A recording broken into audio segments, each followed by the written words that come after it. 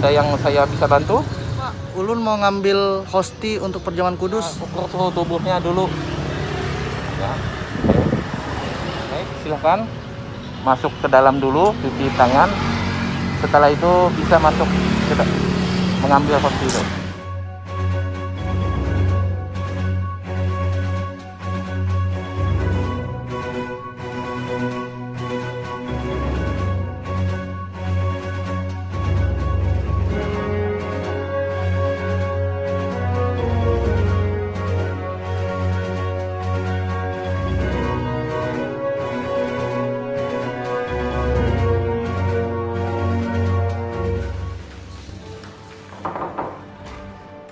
Permisi, saya mau ngambil hosti untuk perjamuan. Oke, silakan masuk.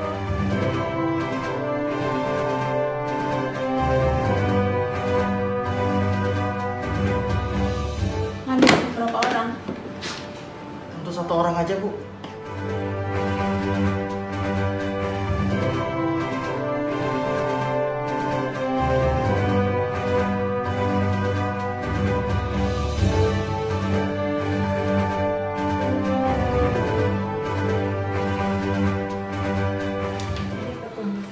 Terima kasih, Bu. Bu, saya pulang dulu ya. Ya.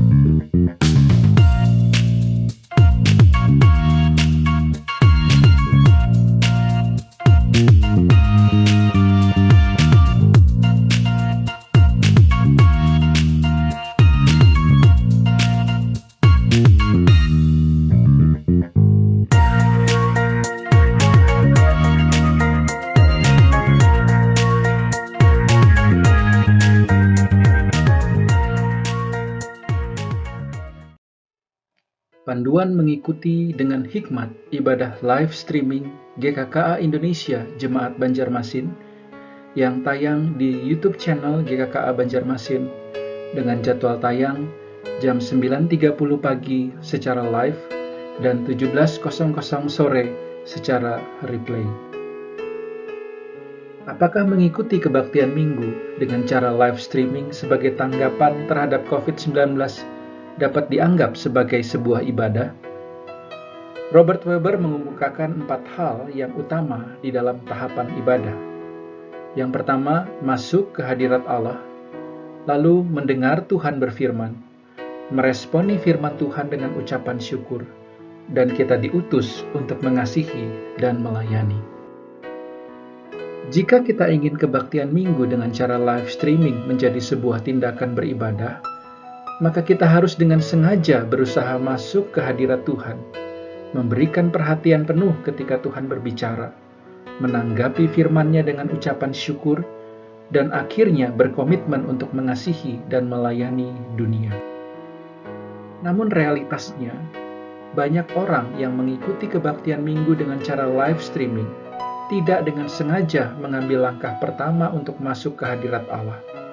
Contoh, saat minggu pagi ketika baru saja terbangun dari tidur, masih dengan menggunakan baju tidur, kemudian menyalakan komputer atau gadget, lalu menonton kebaktian minggu sambil mempersiapkan sarapan, dan setelahnya sambil menyantap sarapan tersebut. Jika yang terjadi demikian, maka ibadah kemudian tidak lagi bersifat transenden atau kudus. Ibadah minggu akhirnya hanya menjadi sekedar makanan tambahan untuk sarapan di hari Minggu. Lalu bagaimana kita melakukan ibadah live streaming? Jika bersama dengan keluarga, maka pada hari Minggu itu bangunlah lebih awal untuk sarapan bersama. Bersekutulah di meja makan dan nikmatilah itu sebagai hari di mana bisa bersantai menikmati makan pagi bersama dengan keluarga. Sebelum berkumpul untuk mendengarkan atau mengikuti ibadah live streaming, bersihkanlah dirimu seperti yang biasa kita lakukan jika hendak ke gereja. Mungkin kita tidak perlu menggunakan pakaian terbaik seperti yang kita lakukan di hari Minggu biasa, tetapi kita perlu mengganti baju tidur kita. Ketika mendengarkan khotbah, semua orang duduk dengan tenang di ruang yang telah ditentukan bersama. Anak-anak tidak boleh berbaring atau bermain dengan mainan mereka sebagai wujud nyata menghormati kehadiran Tuhan di dalam ibadah. Ketika beribadah, hendaknya ikutilah arahan pemimpin ibadah, seperti waktu berdiri dan duduk. Sebisa mungkin berpartisipasilah dengan aktif. Setelah ibadah selesai, ada waktu yang singkat untuk berdiskusi bersama dengan menggunakan pertanyaan, apa yang telah dipelajari dari ibadah hari ini? Setelahnya, luangkanlah waktu untuk berdoa bersama. Ketika kita melakukan setiap tahapan ini dengan sengaja di rumah kita, maka kita sudah mengikuti 4 tahapan ibadah minggu. Lalu bagaimana jika hanya seorang diri? Maka kita pun harus melakukan persiapan untuk mengikuti ibadah. Selesaikan makan, berpakaian, dan bersiaplah sebelum ibadah dimulai. Ikutilah instruksi pemimpin pujian atau liturgis dan bersikaplah selayaknya mengikuti ibadah tersebut di gereja. Mempersiapkan secara fisik dan mental seolah-olah kita pergi ke gereja. Memastikan bahwa hati, pikiran, dan tubuh kita berada dalam keadaan yang benar untuk menyembah Allah. Selamat mengikuti ibadah live streaming GKKA Indonesia Jemaat Banjarmasin.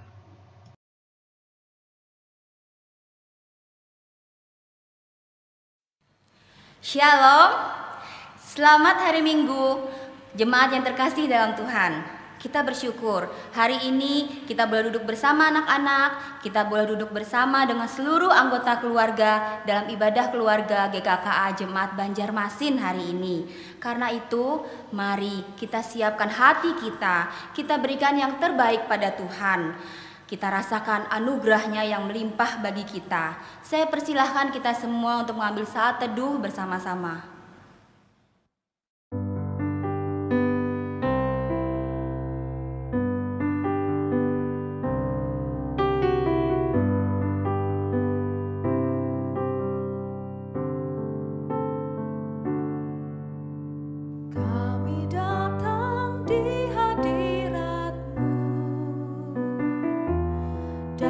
Satu kasih dengan bersehati.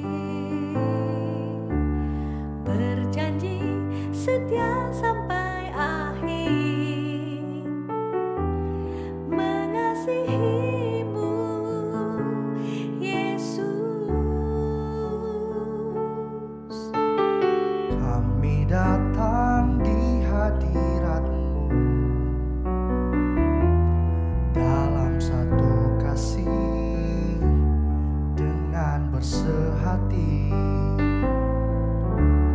berjanji setia sampai akhir, mengasihimu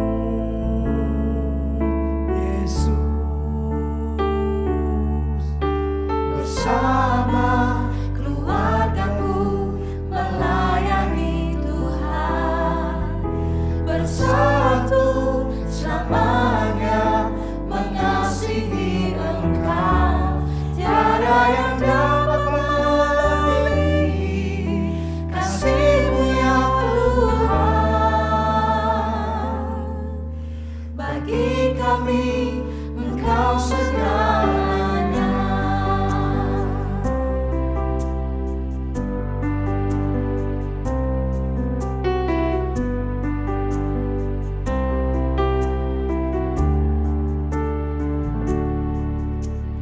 Kami datang di hadirat-Mu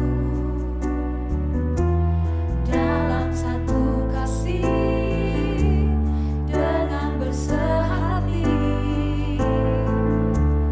Berjanji setia sampai akhir, mengasihimu Yesus. bersama keluargaku melayani Tuhan, bersatu selamanya mengasihi Engkau. Tiada yang dapat melebihi kasih-Mu ya Tuhan. Bagi kami Engkau segalanya. Bersama keluargaku melayani Tuhan, bersatu selamanya mengasihi Engkau. Tiada yang dapat melebihi kasih-Mu ya Tuhan. Bagi kami Engkau segalanya. Bagi kami Engkau segalanya. Bagi kami Engkau segalanya.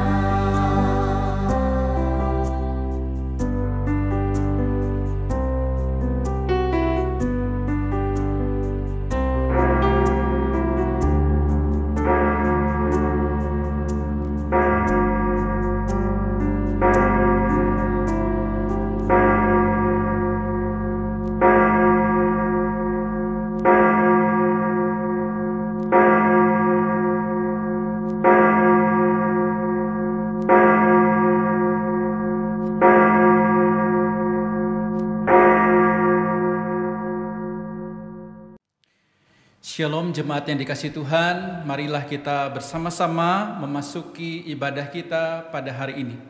Saya mengundang kita semua untuk bangkit berdiri dan dengarkanlah panggilan ibadah bagi kita semua umatnya yang dikasihi Tuhan, yang terambil dari Mazmur 111 ayat 1 dan ayatnya yang ketiga. Haleluya, aku mau bersyukur kepada Tuhan dengan segenap hati, dalam lingkungan orang-orang benar dan dalam jemaah. Agung dan bersemarak pekerjaannya, dan keadilannya tetap untuk selamanya. Ibadah kita pada hari ini, kita mulai dengan satu pengakuan bahwa pertolongan kita adalah dalam nama Tuhan yang menjadikan langit dan bumi. Ibadah kita pada saat ini ditahbiskan dalam nama Allah Bapa, Putra, dan Roh Kudus. Kasih karunia, rahmat, dan damai sejahtera dari Allah Bapa kita dan Kristus Yesus Tuhan kita, dan persekutuan Roh Kudus menyertai saudara. Amin. Penyertaan Tuhan sempurna dalam hidup kita semua. Benar? Ya, saat ini adik-adik boleh duduk dengan orang tua, boleh bersama seluruh anggota keluarga, kita boleh bersama-sama beribadah. Sungguh sempurna dan sangat baik.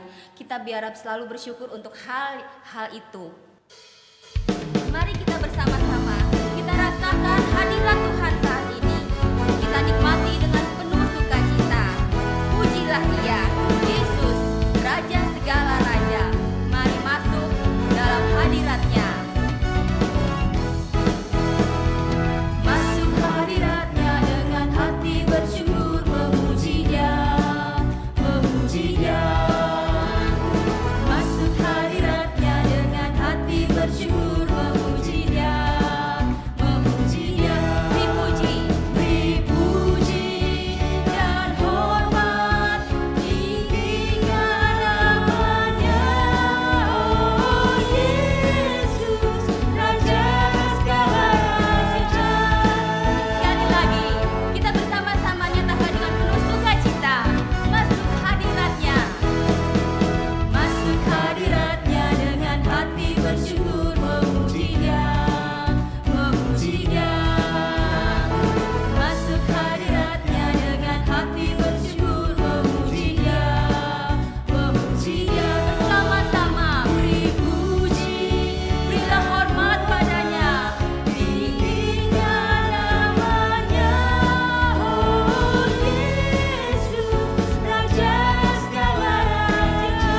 Berikan pujian dan hormat kita. Beri puji dan hormat, tinggikan namanya. Oh Yesus, Raja segala raja. Dia adalah Raja segala raja, Raja dalam hidup kita.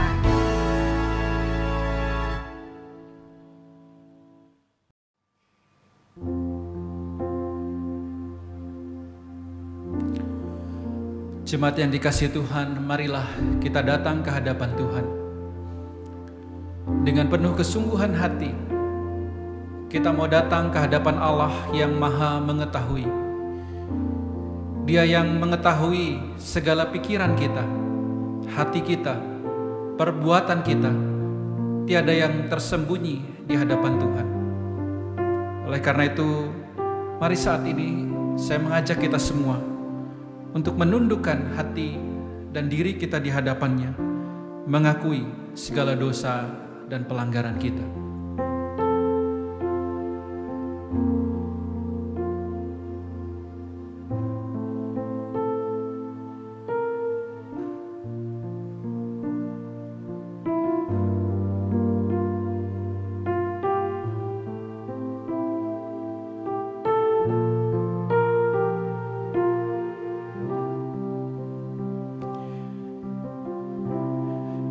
Ya Tuhan, ini kami umat-Mu, ini kami hamba-hamba-Mu, ini kami para pelayan Tuhan. Kami datang mengakui segala dosa dan kesalahan kami ya Tuhan. Kami menyadari seringkali kami sebagai umat Tuhan, sebagai orang percaya, namun kami seringkali gagal menjadi saksi Tuhan, menjadi alat Tuhan yang Kau pakai. Kami yang sudah Engkau tebus dengan darah Kristus yang mahal, dengan pengorbanan Kristus, namun seringkali kami menganggap remeh semua itu, dan dengan mudahnya kami berbuat dosa dan berbuat pelanggaran, baik itu melalui pikiran kami, perkataan kami, maupun perbuatan kami. Oleh karena itu ya Tuhan, ampunilah kami umat-Mu yang berdosa ini, yang jikalau di dalam pemikiran kami seringkali yang kami pikirkan jauh dari apa yang berkenan di hadapan Tuhan. Bahkan apa yang kami pikirkan bukanlah apa yang menjadi kehendak Tuhan. Ampuni kami ya Tuhan, kalau bahkan dalam perkataan kami seringkali yang keluar bukanlah perkataan yang membangun, bukanlah perkataan yang menguatkan, tetapi perkataan yang melukai, perkataan yang menghancurkan orang lain. Ampuni kami ya Tuhan, kalau di dalam perbuatan dan tingkah laku kami, seringkali kami bertindak lebih untuk kepentingan diri kami sendiri. Kami tidak mempedulikan orang lain, mempedulikan orang di sekitar kami. Kami dengan egoisnya merasa kamilah yang seharusnya diperhatikan, kamilah yang seharusnya diberikan penghargaan dan penghormatan. Tetapi kami lupa bahwa sesungguhnya Tuhan menghendaki kami juga mengasihi sesama kami. Tuhan menghendaki kami juga berbagi dengan sesama kami. Oleh karena itu ya Tuhan, kami datang sekali lagi ke hadapan-Mu, memohon ampun akan dosa dan kesalahan kami.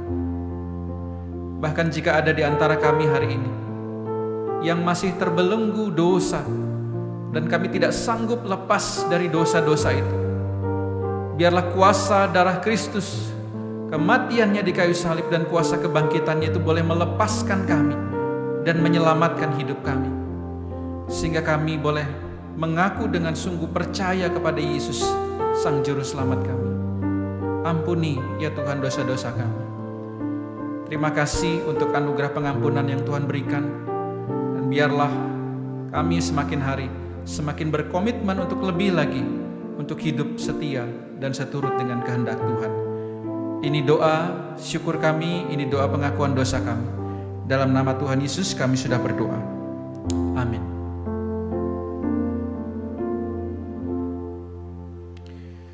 Kita sungguh bersyukur oleh karena kasih-Nya, oleh karena pengorbanannya, sehingga kita yang seharusnya dihukum, tetapi kita beroleh pengampunan dosa. Inilah anugerah Tuhan. Dan dengarkanlah berita anugerah yang terambil dari Mikha pasal 7 ayat 18 sampai 19. Siapakah Allah seperti engkau yang mengampuni dosa dan yang memaafkan pelanggaran dari sisa-sisa miliknya sendiri, yang tidak bertahan dalam murkanya untuk seterusnya, melainkan berkenan kepada kasih setia. Biarlah Ia kembali menyayangi kita, menghapuskan kesalahan-kesalahan kita, dan melemparkan segala dosa kita ke dalam tubir-tubir laut. Kasih Tuhan tak berkesudahan bagi kita semua. Saat ini kita boleh duduk bersama-sama, orang tua dengan anak, anak-anak dengan orang tua, boleh berkumpul bersama anggota keluarga dalam ibadah pada saat hari ini. Mari kembali saya ajak kita semua untuk bangkit berdiri. Bersama-sama seluruh anggota keluarga di rumah, kita bacakan dengan lantang secara bergantian litani kasih sebagai pengingat komitmen iman kita kepada Tuhan.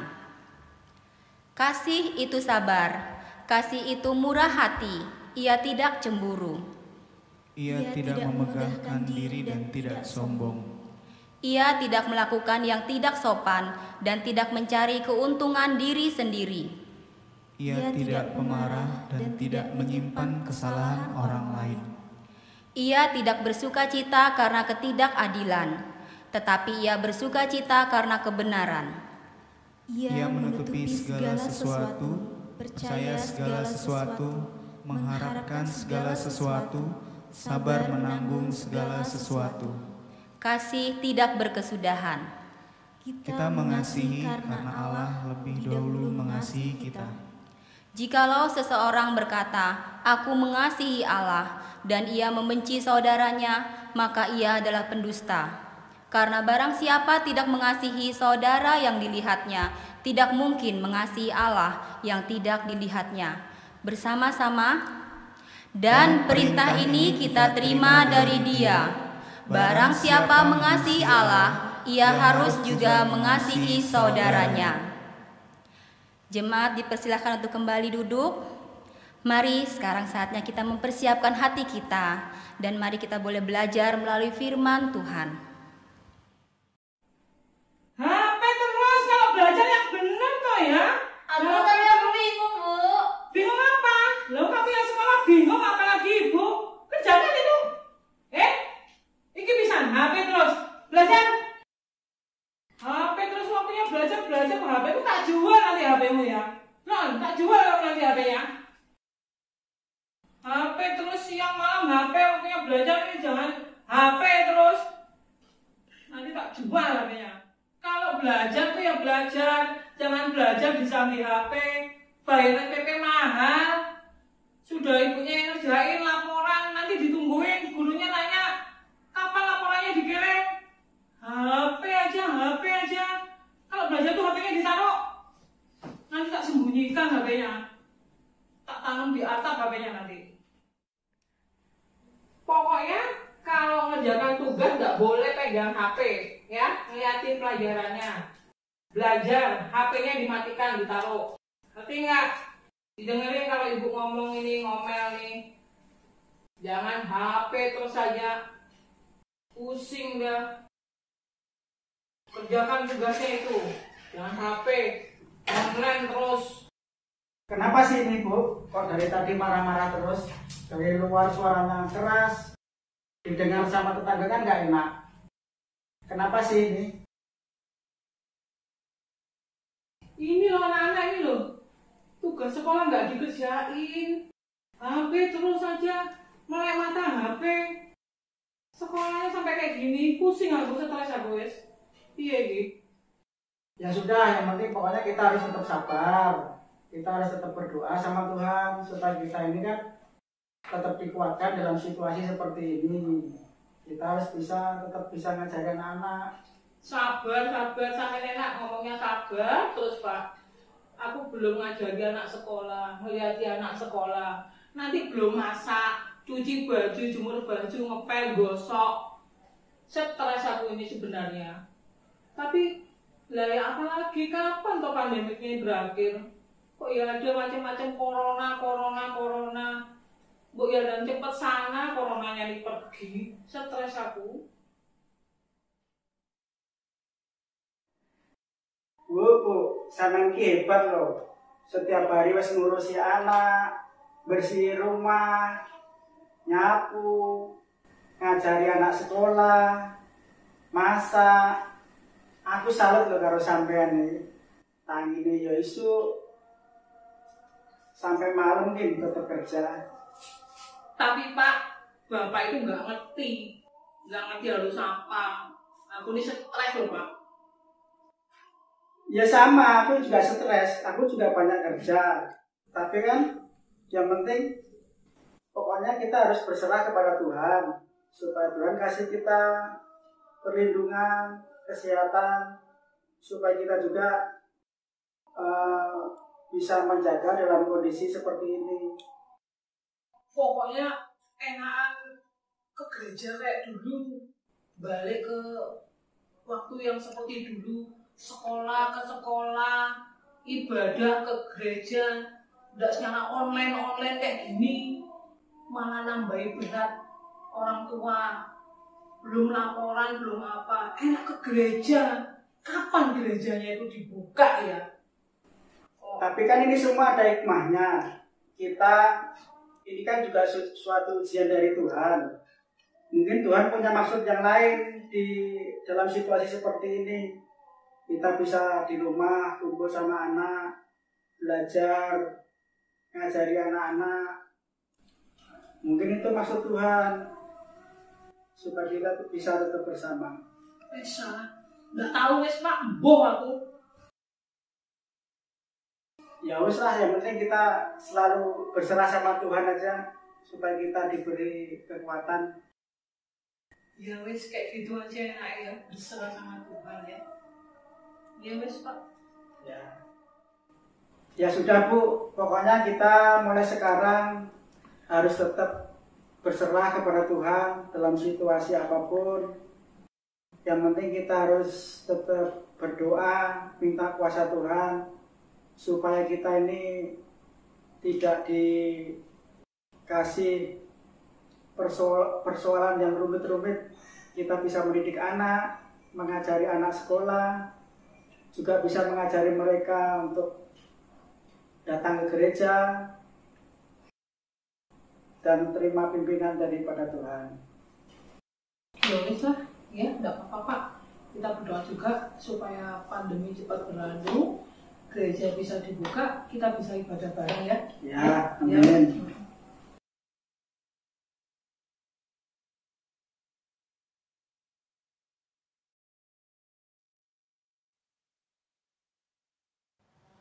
Shalom jemaat yang dikasihi Tuhan, mari sebelum kita mendengarkan firman Tuhan, kita masuk di dalam doa. Terima kasih ya Tuhan kalau di hari ini kembali Tuhan beri kami kesempatan untuk beribadah, sekalipun di dalam kondisi yang berbeda di mana kami tidak bisa hadir di gedung gereja, tapi kami dari rumah masing-masing, tapi kami percaya bahwa Tuhan hadir dimanapun kami berada, dan Tuhan berfirman dimanapun kami siap mendengarkan. Oleh karena itu berkati hamba-Mu yang akan menyampaikan, juga setiap peralatan yang digunakan supaya semua boleh lancar, sehingga pesan firman Tuhan boleh tersampaikan juga kepada jemaat dengan baik, dan kepada jemaat yang berada di rumah, sekalipun di rumah masing-masing dan tidak ada yang melihat, tapi biarlah kami yakin dengan percaya bahwa Tuhan melihat kami dan melihat juga kesungguhan kami. Terima kasih, ini doa kami dalam nama Tuhan Yesus kami sudah berdoa. Amin. Jemaat yang dikasihi Tuhan, hari ini kita akan merenungkan satu tema yang juga terkait dengan kondisi kita hari ini, yaitu New Normal Family in Christ, atau kondisi kenormalan baru dan kaitannya dengan keluarga Kristen atau jemaat kita sebagai jemaat Tuhan. Terambil dari kitab Pengkhotbah dan juga kitab Roma. Namun sebelum itu saudara, saya ingin kita memahami dulu ketika saya mengatakan new normal saudara, karena istilah ini beberapa kali di internet juga direvisi maksudnya, karena kesannya bahwa apa yang kita lakukan hari ini itu tidak akan berubah gitu ya. Jadi kondisi new normal ini berarti tidak mungkin kembali normal. Tetapi sesungguhnya yang terjadi adalah ini kondisi yang sementara, dan nanti ketika pandemi ini berlalu kita bisa kembali ke kondisi normal sebenarnya. Oleh karena itu pemerintah sendiri juga mengambil satu istilah yang disebut AKB ya, adaptasi kebiasaan baru, sehingga kita tidak salah persepsi tentang kata ini saudara. Nah, pertanyaannya bagi kita, ketika kita di dalam masa adaptasi kebiasaan baru, kita punya pilihan saudara. Kita itu mau terus-menerus menghindar ya, atau istilahnya bersembunyi sampai virus ini hilang baru kita kemudian melakukan aktivitas, atau pilihan kedua adalah kita melakukan adaptasi terhadap segala pekerjaan kita menyesuaikan dengan kondisi yang ada, baik bekerja, baik belajar, termasuk juga beribadah. Jadi kita punya dua pilihan saudara ya, menghindar, tunggu nanti sampai kondisi normal baru kembali mau melakukan segala sesuatu, atau kita mau belajar beradaptasi, dan nanti kalau kondisi kembali normal ya kita akan kembali normal. Nah saudara, apakah kita menghindar atau kita beradaptasi saudara? Nah, apa sih yang perlu kita adaptasi saudara sepanjang kebiasaan baru ini saudara? Yang pertama, tentunya kita harus beradaptasi dengan cara kita berelasi. Cara bersalaman sudah jelas saudara ya, masa pandemi kita tidak bisa bersentuhan langsung. Kita menggunakan jabat tangan itu ya, kalau Bu Sri Mulyani pakai siku ya, atau dikatupkan di dada. Nah, ini sudah jadi satu kebiasaan yang baru di masa AKB ini saudara, atau new normal ini. Lalu cuci tangan, di mana-mana kita lihat, di kantor-kantor, di mall, itu ada tempat untuk mencuci tangan. Sehingga ini bukan lagi satu yang aneh, tetapi menjadi satu kebiasaan yang baru bagi kita di masa pandemi ini. Lalu kita juga tidak asing juga saudara ketika kita bicara tentang masker ya. Bahkan dulu masker yang biasa, masker medis, masker kain, sekarang sudah macam-macam ya, anak-anak punya itu bahkan ada lampunya, menarik saudara. Ini jadi satu hal terbiasa, kebiasaan baru juga saudara bagi kita. Bahkan anak-anak yang tadinya tidak terbiasa, mereka juga sudah mulai terbiasa. Meskipun beberapa orang sudah tidak mau lagi mentaati kebiasaan ini, mulai melepas masker, tapi hal itu sangat berbahaya saudara ya, kalau kita berada di luar. Kita tetap mengadaptasi kebiasaan ini demi mencegah penularan virus corona. Kita juga tidak asing dengan termogan saudara, bahkan anak-anak sudah paham bahwa mereka harus diukur suhunya, baik mau masuk mall, kalau misalnya mereka berkunjung ke satu tempat itu ada pemeriksaan suhu. Ini satu hal yang dulu tidak pernah ada, tetapi sekarang itu menjadi kebiasaan. Bahkan saudara, ketika restoran mulai buka, itu ketika dipasang mika, saudara, itu sudah jadi kebiasaan baru, saudara. Itu bukan hal yang aneh. Kalau dulu kok aneh gitu, dibatasin, tempat duduk dikurangin, tapi itu sudah jadi hal yang biasa sekarang. Bahkan ketika menghindari transaksi non tunai, kalau dulu kita terima uang cash gitu senang, saudara, tapi sekarang terima uang takut-takut. Kenapa? Bisa jadi sarana penularan, sehingga orang menggunakan, bahkan gereja kita ya, menggunakan QRIS, sehingga ini bisa membantu penularan. Ini satu kebiasaan baru yang kita temukan di masa pandemi ini, saudara. Sehingga seperti kata pemerintah, kita belajar diusahakan di rumah, bekerja di rumah, beribadah di rumah. Dan sekalipun nanti itu dilakukan bukan di rumah, saudara, ada adaptasi tertentu yang harus diterapkan di dalam sekolah mungkin, atau di dalam kantor, atau bahkan di rumah ibadah yang sudah mulai buka. Kita tahu ya, ada hal-hal baru yang menjadi standar atau kebiasaan baru. Nah, saudara, hal ini juga masuk ke daerah pembelajaran anak di rumah, bahkan ibadah, saudara ya. Berikut saya mau ajak kita saksikan satu video sekitar 3 menit, saudara. Pandemi COVID-19 membuat metode belajar mengajar mengalami perubahan drastis, di mana sekarang semua sekolah menerapkan sistem belajar online atau belajar dari rumah.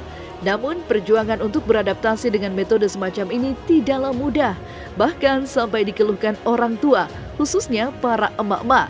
Mereka mengeluh penerapan belajar secara online sangat merepotkan dan begitu banyak kendala. Ada pula emak-emak yang bahkan sampai kesal di sosial media lantaran kesulitan saat mendampingi putra-putri mereka belajar di rumah dengan metode online. Bahkan seperti inilah pemirsa Silet, heboh emak-emak yang merasa kerepotan lantaran sekolah online. Wis sinau tok, wis belajar tok, wis dadi guru. Lah iki jenenge kudu sing sekolah anake. Pusing lah pokoknya daring-daring ini, yang ada darting mamanya. Pusing daring-daring ini. Apa? Mamanya punya belajar stres, orang sekolah harus full. Buku harus dibayar semua, anak tak masuk-masuk sekolah.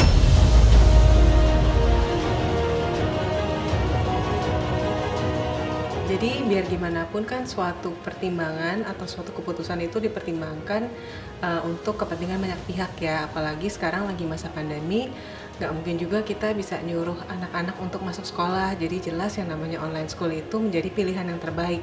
Kalau dari sisi orang tuanya, mungkin kalau yang sudah terbiasa untuk mengajarkan anak di rumah, yang jelas mereka akan kehilangan waktu. Yang mana kalau anak lagi belajar di sekolah, orang tuanya kan bisa punya waktu lebih untuk istirahat mungkin, atau untuk ngurus urusan rumah tangga, untuk belanja, untuk masak, belanja kebutuhan rumah ya maksudnya. Tapi ketika harus di rumah, dia harus full untuk ngurus anaknya.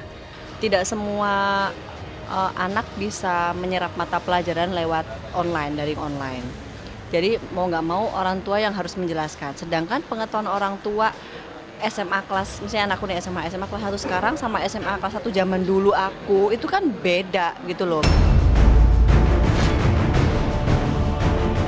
Menjalani sekolah secara online tentunya harus ditunjang dengan persiapan yang memadai. Di samping tak semua orang tua paham betul mengenai gadget, memiliki handphone yang mumpuni, dan tentunya kuota internet sangat diperlukan untuk kelancaran proses sekolah online. Jika tidak, maka kendala tetap saja akan terjadi. Seperti halnya yang dialami sejumlah bocah sekolah dasar di kawasan Gunung Kidul, bahkan harus berjalan sejauh 2 km untuk mencari sinyal, sebab rumah mereka di perbukitan yang minim sinyal internet.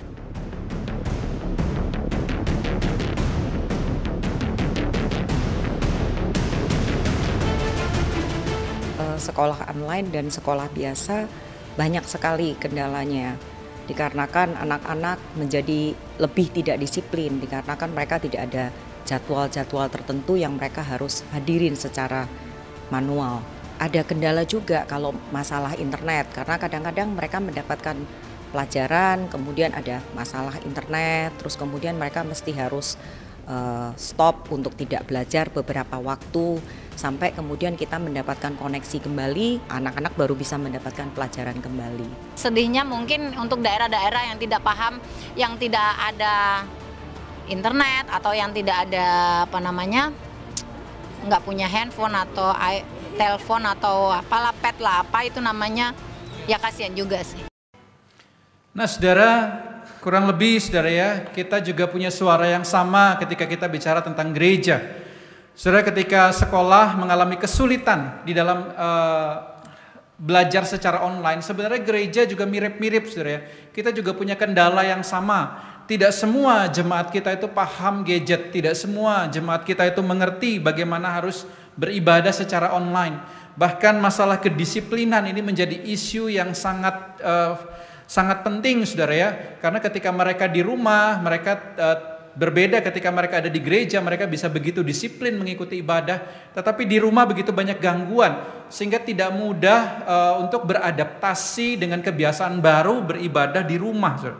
Nah sehingga hampir semua saudara ya, kita semua ingin segera hidup kembali normal atau seperti dulu. Kalau bisa kayak dulu segeralah gitu ya, ibadah kembali di gereja, anak-anak kembali sekolah di sekolahnya.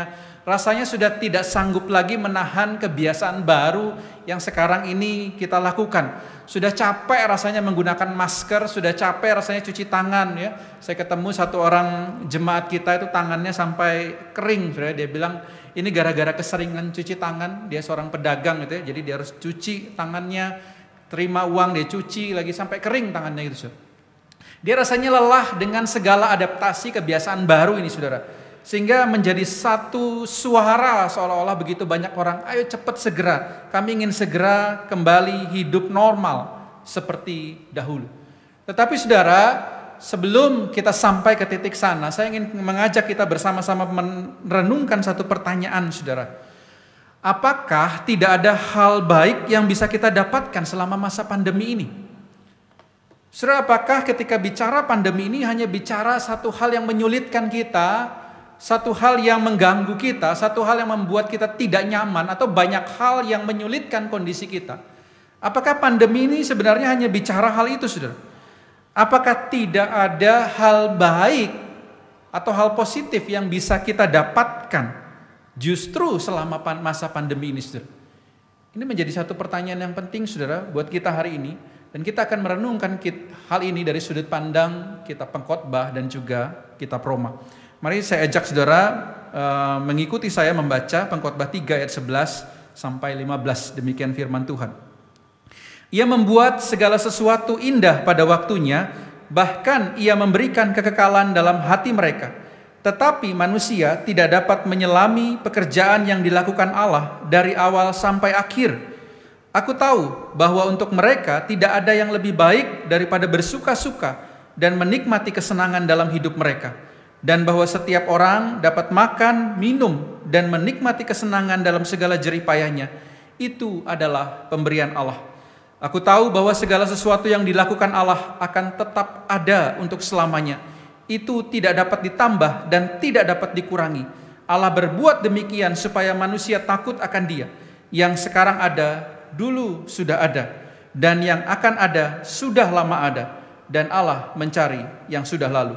Lalu berikutnya dalam Roma 8 ayat 28. Kita tahu sekarang bahwa Allah turut bekerja dalam segala sesuatu untuk mendatangkan kebaikan bagi mereka yang mengasihi Dia. Perhatikan kata segala sesuatu, saudara. Yaitu bagi mereka yang terpanggil sesuai dengan rencana Allah. Saudara, beberapa bulan yang lalu ketika pandemi ini pertama kali muncul, saudara, seorang bernama John Piper merilis satu buku. Ini berhubung seharusnya dia datang ke Indonesia untuk membawakan satu seminar tatap muka, saudara, secara langsung. Dia pembicara yang terkenal sehingga orang-orang sudah siap untuk seminarnya. Tapi kemudian karena pandemi dia dibatalkan datang, dan dia kemudian meluncurkan satu buku, ya, Coronavirus and Christ. Dan di dalam buku itu, saudara, di bab 2 dia mengeluarkan kalimat pertanyaan ini, saudara. What is God doing through the coronavirus? Atau apa yang sedang Tuhan kerjakan melalui virus corona sebenarnya? Saudara, kadang-kadang kita tidak sempat memikirkan hal ini, saudara. Kita hanya memikirkan ini satu bencana, ini satu wabah, ini satu hal yang mengerikan, satu hal yang menakutkan. Tetapi pernahkah saudara kita bertanya, sebenarnya Tuhan itu sedang melakukan apa sih melalui virus corona ini? Apa yang Tuhan ingin kerjakan, apa yang Tuhan ingin buat sih melalui virus corona ini? Kenapa Tuhan izinkan itu ada? Apakah ini di luar kendalinya, ataukah Tuhan ini sengaja membiarkan ini terjadi tanpa maksud? Tapi kalau dari bagian Alkitab yang kita baca tadi jelas dikatakan bahwa tentunya ada maksud Tuhan, dan itu adalah maksud yang baik. Segala sesuatu untuk mendatangkan kebaikan, itu tadi kata kita promasud. Dan secara khusus kalau kita kaitkan dengan tema kita hari ini, saudara, what is God doing through the coronavirus in our family? Apa yang sedang Tuhan kerjakan melalui virus corona dalam keluarga kita, kaitannya dengan keluarga kita. Saudara, pernahkah kita bertanya, saudara, pertanyaan ini? Lalu kemudian dalam bukunya John Piper mengajak kita berefleksi tentang pertanyaan ini. Tapi saudara, kita tidak akan membahas tentang buku ini, saudara. Saya tertarik dengan pertanyaannya. Tapi kita akan melihatnya coba dari sudut pandang kitab Pengkhotbah. Perhatikan saudara, ayat 11 dikatakan demikian. Ia membuat segala sesuatu indah pada waktunya. Bahkan ia memberikan kekekalan dalam hati mereka. Tetapi manusia tidak dapat menyelami pekerjaan yang dilakukan Allah dari awal sampai akhir. Saudara, kitab Pengkhotbah adalah kitab yang indah, saudara ya.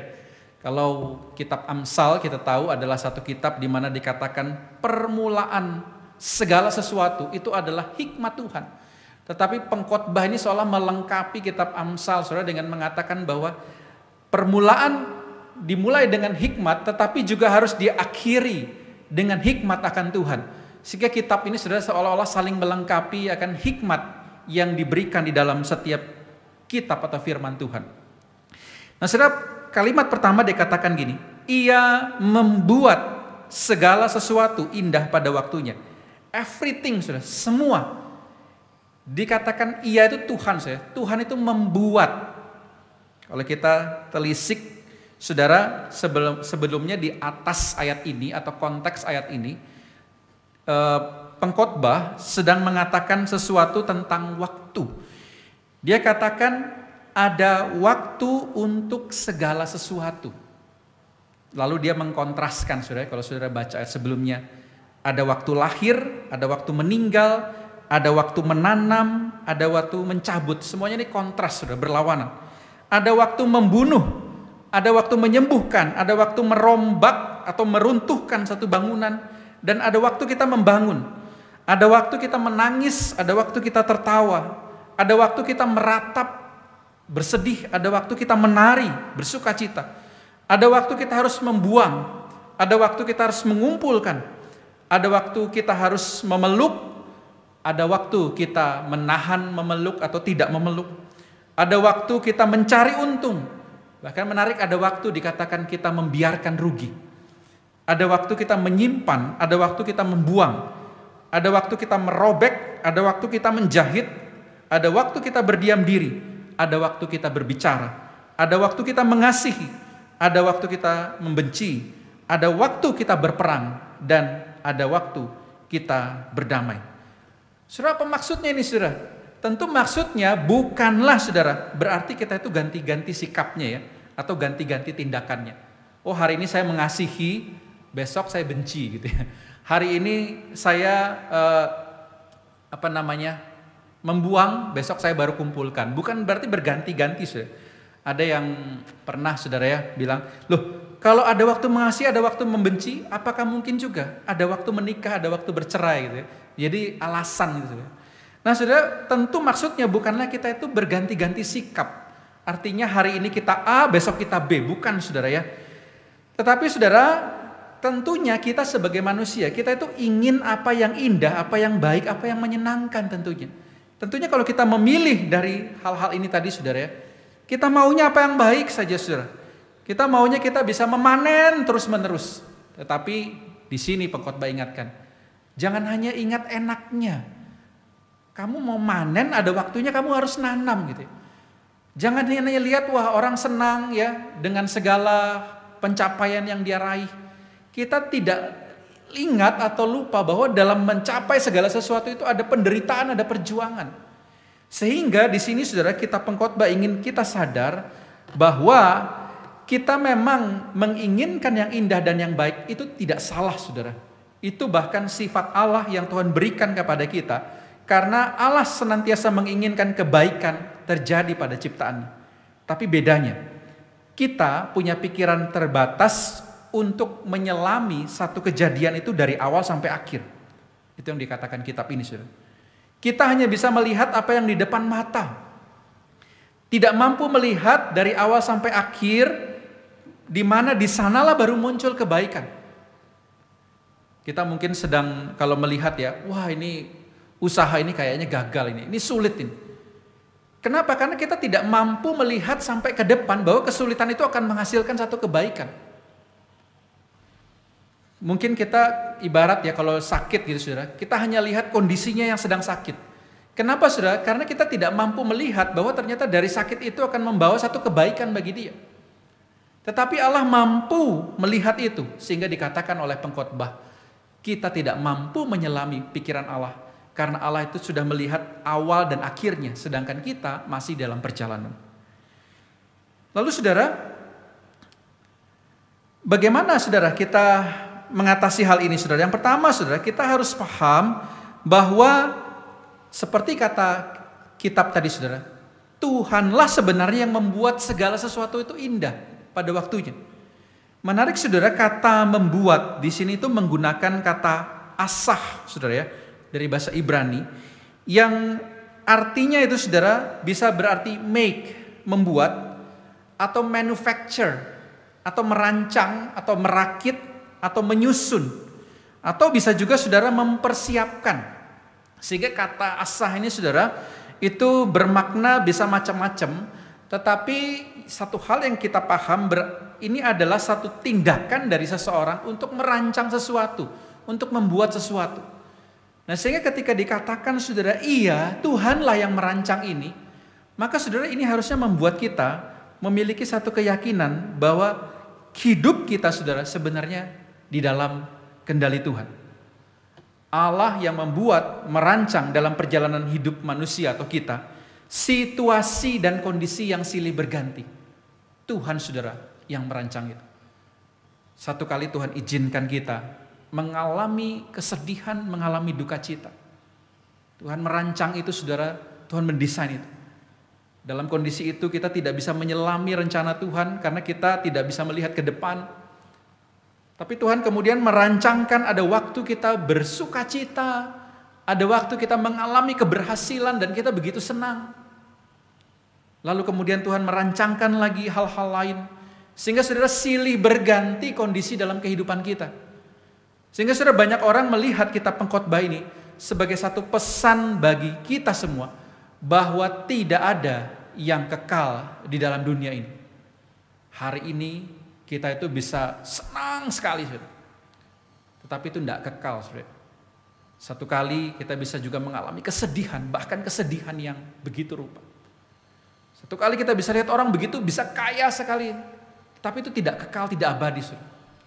Satu kali kita bisa melihat dia jatuh di dalam kesulitan, kemiskinan. Dan pada waktunya kita bisa melihat, saudara, bahwa sesungguhnya dari hal yang berganti-ganti ini, saudara, Allah kemudian membuat keindahan pada waktunya sebagai karya ilahi Tuhan. Sekalipun mungkin kita saat ini sulit menyelaminya. Apa yang bisa kita lakukan, saudara? Pengkhotbah 3 ayat 12-13 dikatakan demikian. Aku tahu bahwa untuk mereka tidak ada yang lebih baik daripada bersuka-suka dan menikmati kesenangan dalam hidup mereka. Dan bahwa setiap orang dapat makan, minum, dan menikmati kesenangan dalam segala jerih payahnya. Itu adalah pemberian Allah. Nah kalau kita baca bersuka-suka dan menikmati seolah-olah ini negatif, saudara. Tapi sebenarnya kalau kita baca terjemahan Inggris dari bahasa aslinya, saudara, itu terjemahannya seperti ini. There is nothing better for people than to be happy, atau joyful, atau rejoice, and to do good in his life, saudara.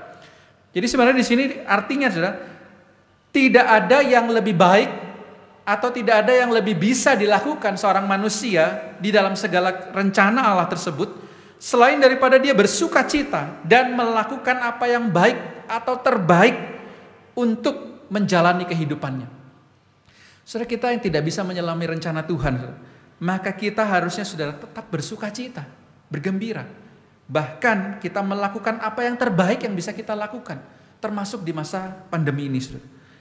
Lalu yang kedua, apa yang bisa kita lakukan? Mari kita bersyukur atas pemberian Allah, atas segala hal yang dapat kita nikmati dari jerih lelah kita. Pengkhotbah katakan, setiap orang bisa makan, bisa minum, bisa menikmati kesenangan dari jerih payahnya.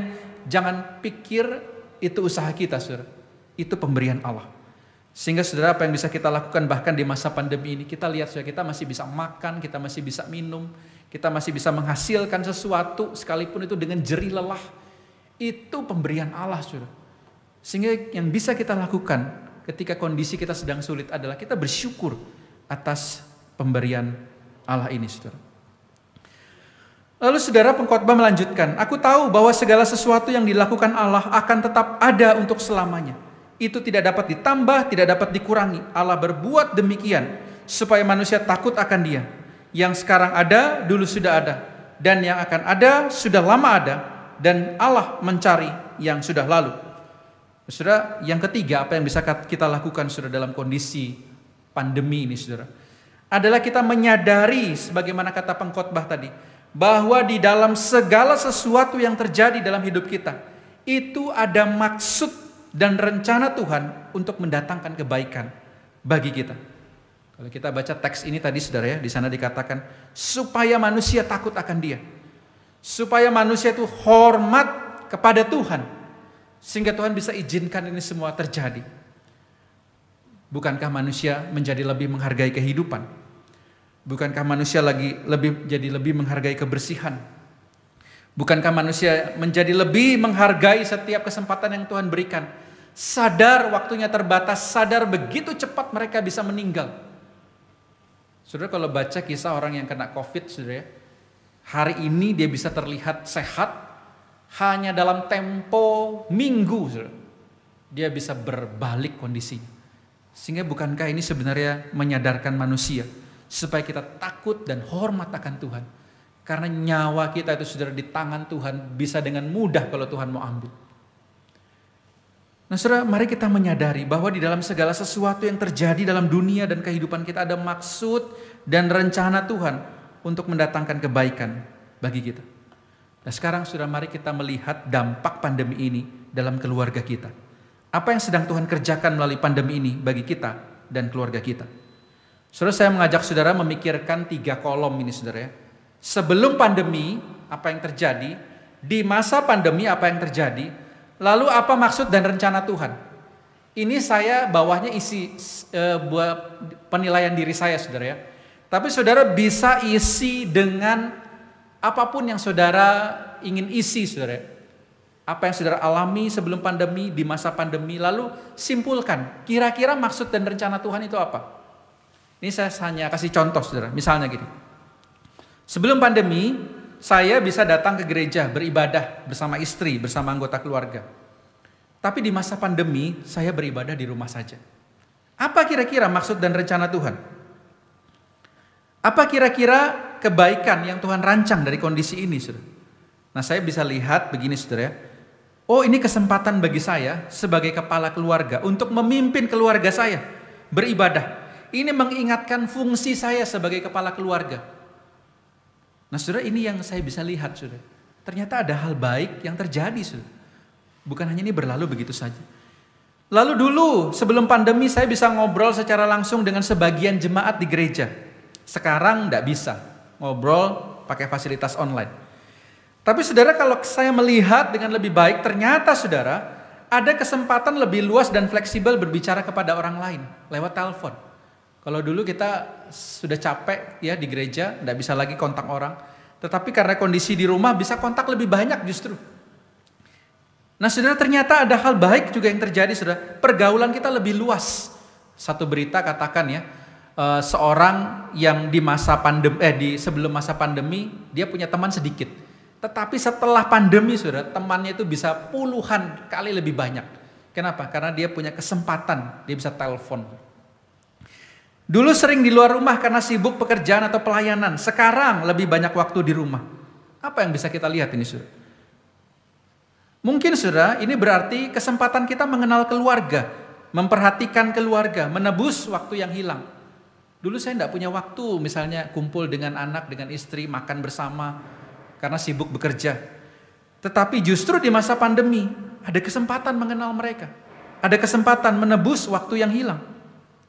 Dulu banyak pilihan kesibukan, kesenangan di luar rumah. Bosan di rumah ke mall nonton. Sekarang lebih banyak waktu di rumah. Apa maknanya? Bisa jadi saudara, ini jadi satu kesempatan saya mengerjakan hal-hal yang penting daripada hal-hal kesenangan pribadi. Membangun kerohanian diri dan keluarga. Mengajarkan anak-anak firman Tuhan. Bukankah Tuhan memberikan ini saudara di masa pandemi kesempatan untuk ini?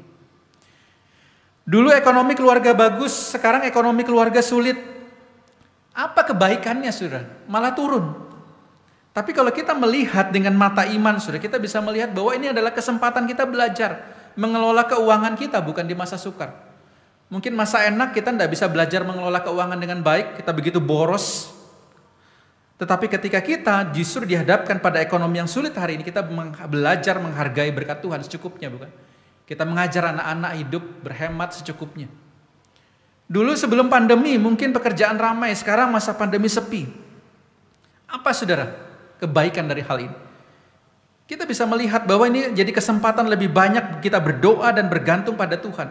Menjadikan diri lebih kreatif dalam kerja. Tidak bisa nunggu onsite, buka usaha online.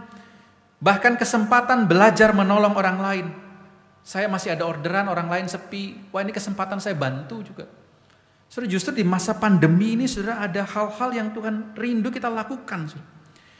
Dulu saya tidak pikirkan bahaya penyakit atau kematian. Saudara. Tidak pernah mikir, sehat, masih muda.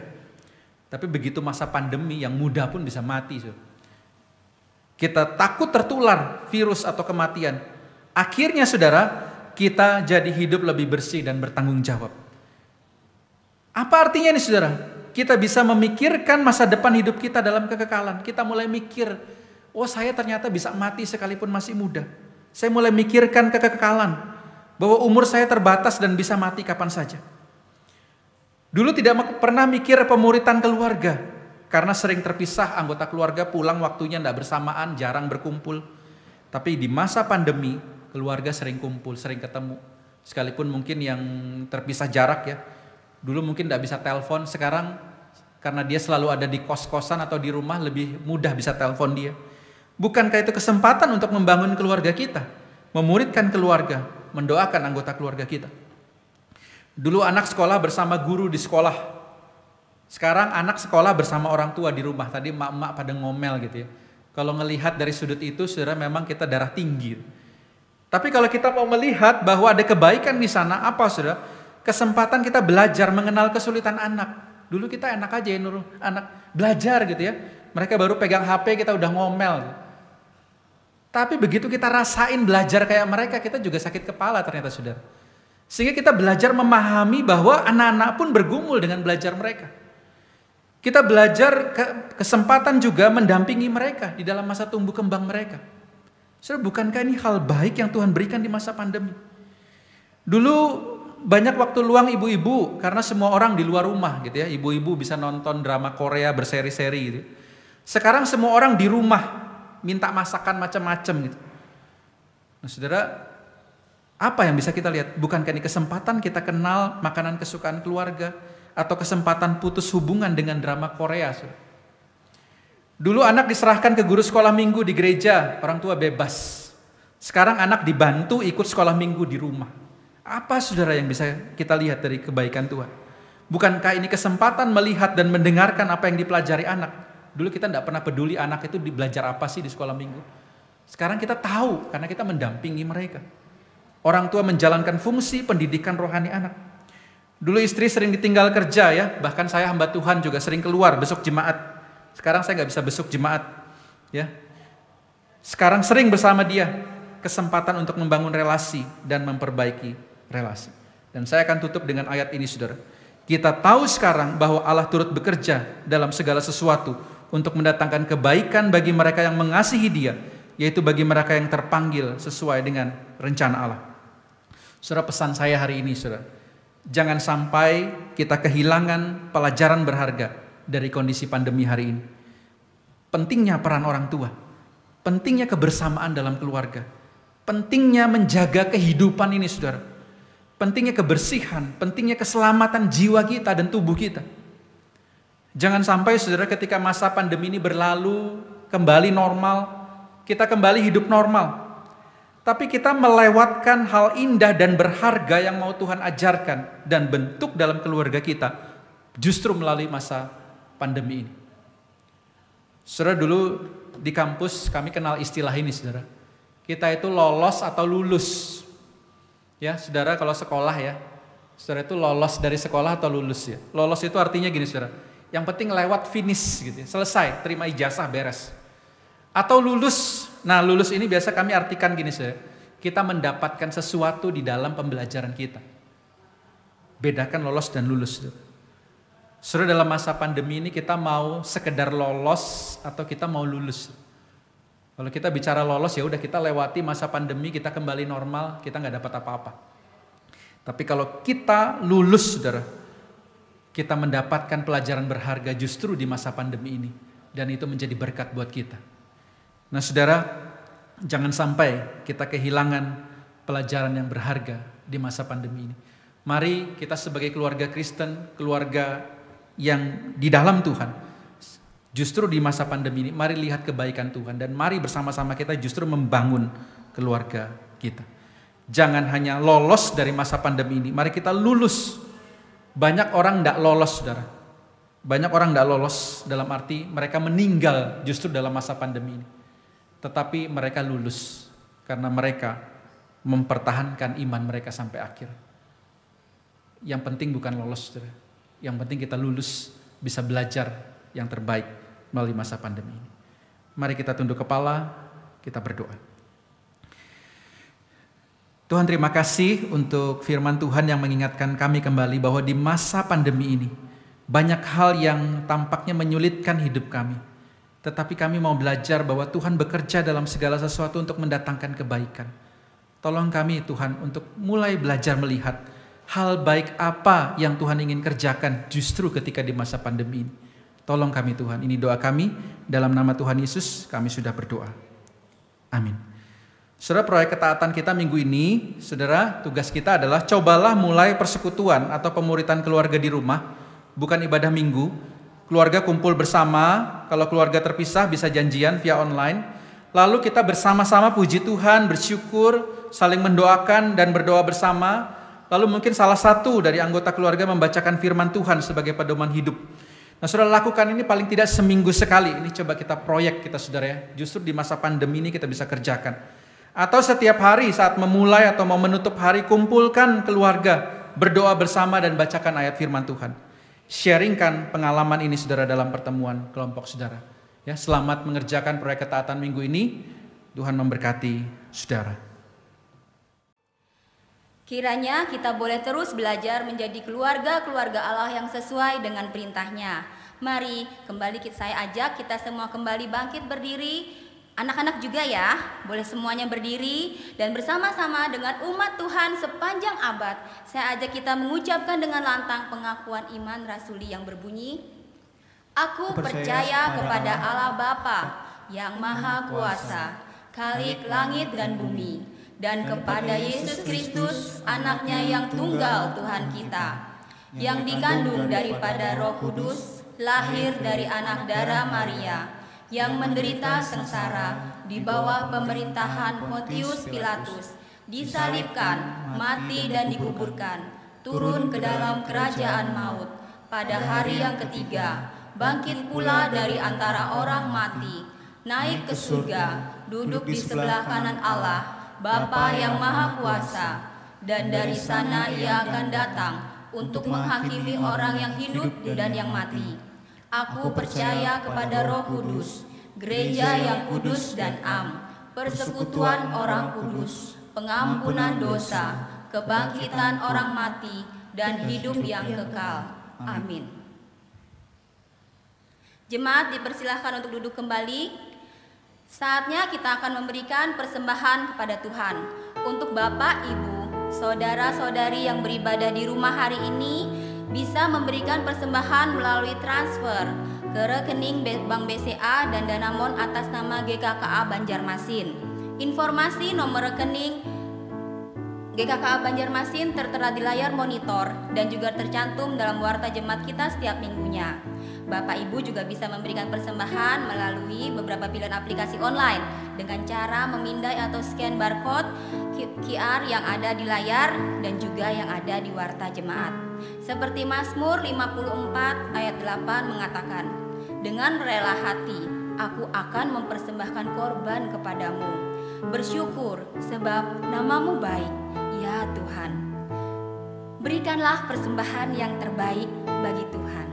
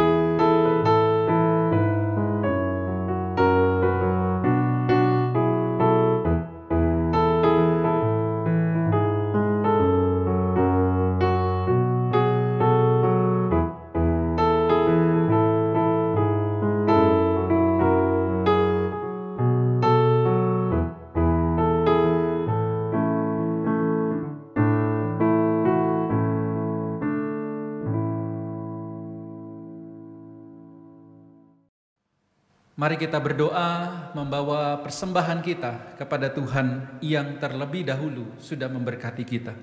Mari kita berdoa. Tuhan, terima kasih kalau hari ini Tuhan memberikan kami satu kesempatan yang indah di mana kami bisa memberikan sebagian dari apa yang kami miliki yang sesungguhnya juga adalah milik Tuhan. Sesungguhnya ya Tuhan, siapakah kami ini sehingga mampu untuk memberi kepada Tuhan? Tetapi Tuhan memberikan kami satu kesempatan yang indah di mana kami bisa mempersembahkan yang terbaik yang kami miliki, yaitu sebagian daripada harta milik kami. Biarlah kiranya Tuhan apa yang kami persembahkan ini boleh menyenangkan Tuhan, berkenan di hadapan Tuhan. Tuhan memberkati juga pengurus gereja yang mengelola persembahan ini, sehingga persembahan ini boleh menjadi alat di tangan Tuhan untuk boleh memberkati orang-orang, boleh membawa jiwa-jiwa kepada Tuhan dan menjalankan setiap pelayanan yang ada di gereja GKKA Banjarmasin. Terima kasih, kami berdoa juga untuk usaha dan pekerjaan dari jemaat Tuhan yang kami tahu kondisi hari ini tidak mudah menjalankan kehidupan perekonomian atau roda perekonomian, tapi kami percaya Tuhan tidak pernah meninggalkan kami dan Tuhan pasti memberikan kepada kami pemeliharaan serta jalan keluar pada waktunya. Oleh karena itu ya Tuhan, biarlah kiranya anak-anak Tuhan juga senantiasa punya pengharapan di dalam Tuhan dan menyerahkan sepenuhnya hidup termasuk juga perekonomian kami ke dalam tangan pemeliharaan Tuhan. Terima kasih, kami bersyukur untuk persembahan ini dan kami juga akan berdoa syafaat bersama-sama dengan jemaat Tuhan. Ya Tuhan, kami saat ini juga mau berdoa menyerahkan untuk keluarga-keluarga di dalam menghadapi masa pandemi COVID-19 yang sudah cukup lama, bahkan sampai di hari ini belum berakhir, dan keluarga-keluarga banyak yang begitu bergumul di dalam menghadapi pandemi COVID-19 ini, baik bergumul secara perekonomian. Kiranya Tuhan juga tolong keluarga-keluarga, boleh mereka Tuhan berikan hikmat sehingga mereka juga boleh mengelola segala sesuatu yang sudah Tuhan percayakan sehingga itu bisa mencukupkan kebutuhan daripada keluarga. Kami juga berdoa jikalau ada di antara mereka yang terjangkit atau tertular, kiranya Tuhan juga tolong berikan kesehatan sehingga mereka boleh segera pulih, dan Tuhan juga berikan para keluarga-keluarga ini untuk boleh waspada di dalam menjaga diri dan kesehatan mereka juga seluruh keluarga. Kami juga berdoa biarlah kiranya di masa pandemi ini tidak berlalu begitu saja, tetapi ada hal yang baik yang bisa dipelajari oleh setiap keluarga, di mana keluarga boleh membangun hidup mereka di dalam kebenaran firman Tuhan. Terjadi kebangunan di dalam keluarga, terjadi pemulihan di dalam keluarga. Sekalipun dunia ini seolah-olah dihancurkan oleh COVID-19, tapi biarlah justru bagi anak-anak Tuhan ini adalah kesempatan bagi kami untuk memulihkan keluarga-keluarga kami. Terima kasih ya Tuhan, kami serahkan para hamba Tuhan, kami serahkan juga para pengurus, bahkan jemaat semua di dalam masa pandemi ini boleh tetap memelihara kerohanian, baik melalui ibadah online, baik melalui pembacaan Alkitab, maupun segala sesuatu yang dapat kami kerjakan di masa pandemi ini. Kami juga terus mendoakan untuk kondisi ke depan kiranya semakin membaik, sehingga perlahan-lahan juga gereja boleh kembali membuka pintunya dan aktivitas perekonomian juga boleh kembali berjalan dengan baik, sehingga semuanya boleh semakin hari semakin pulih. Tak lupa kami mendoakan para mereka yang lansia, para mereka yang rentan, kiranya Tuhan juga terus pelihara mereka di masa pandemi ini, mereka boleh terpelihara kesehatan mereka. Terima kasih ya Tuhan, ini doa kami, dan tidak lupa juga kami serahkan bangsa dan negara ini, kiranya Tuhan juga menolong para pemimpin negara, para pemimpin bangsa, untuk boleh juga dengan hikmat Tuhan, boleh membawa bangsa ini keluar dari segala permasalahan, termasuk masalah pandemi yang sedang dihadapi bangsa kami hari ini. Terima kasih, ini doa kami, dan kami akan menutup doa ini dengan doa Bapa kami sebagaimana yang Tuhan Yesus sudah ajarkan kepada kami. Bapa kami yang di surga, dikuduskanlah namamu, datanglah kerajaanmu, jadilah kehendak-Mu di bumi seperti di surga. Berikanlah kami pada hari ini makanan kami yang secukupnya, dan ampunilah kami akan kesalahan kami, seperti kami juga mengampuni orang yang bersalah kepada kami. Dan janganlah membawa kami ke dalam pencobaan, tetapi lepaskanlah kami daripada yang jahat, karena Engkaulah yang punya kerajaan dan kuasa dan kemuliaan sampai selama-lamanya. Amin.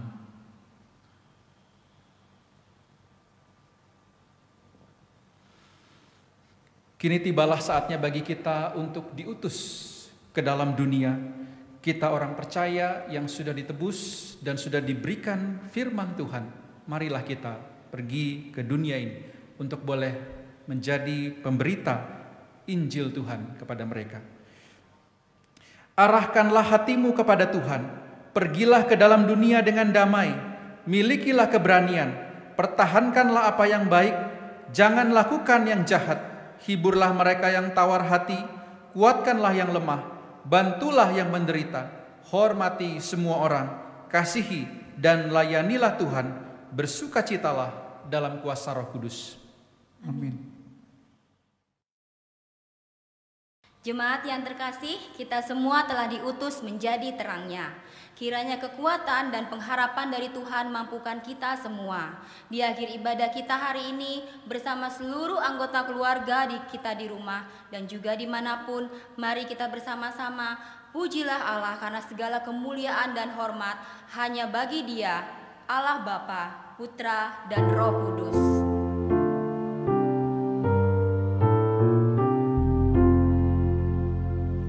Puji Allah Bapa, Putra, puji Allah Roh Kudus, ketiganya yang esa.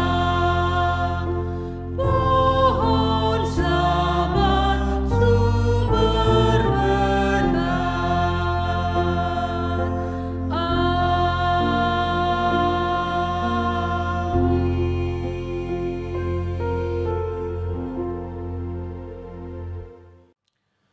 Jemaat yang dikasihi Tuhan, terimalah berkat Tuhan. Tuhan memberkati kita dan melindungi kita. Tuhan menyinari kita dengan wajah-Nya dan memberi kita kasih karunia. Tuhan menghadapkan wajah-Nya kepada kita dan memberi kita damai sejahtera. Amin. Amin.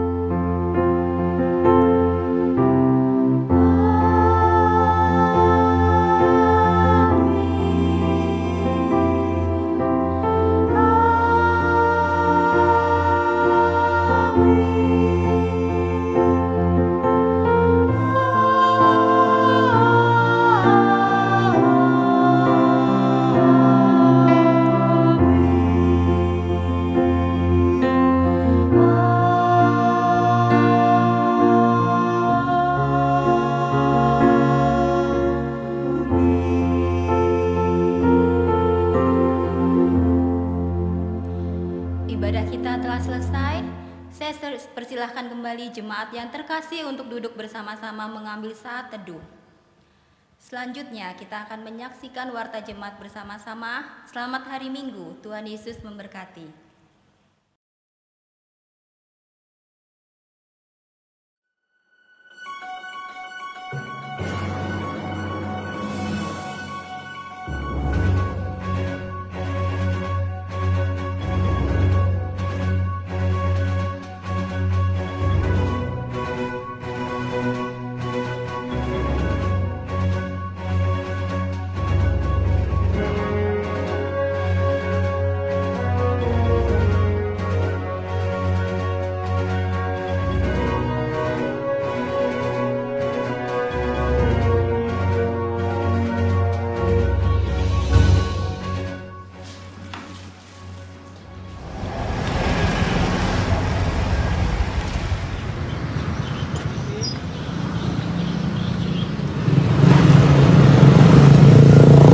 Ada yang saya bisa bantu?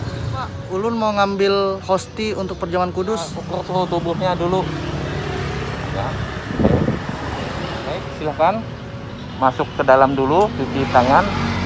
Setelah itu bisa masuk mengambil hosti itu.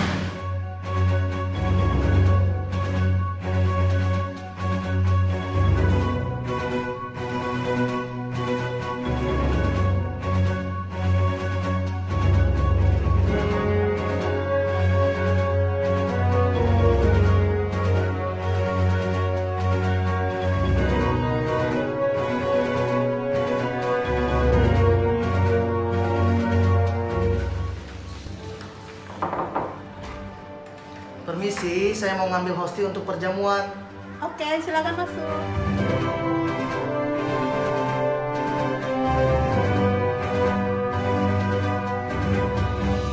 Ngambil berapa orang? Untuk 1 orang aja, Bu.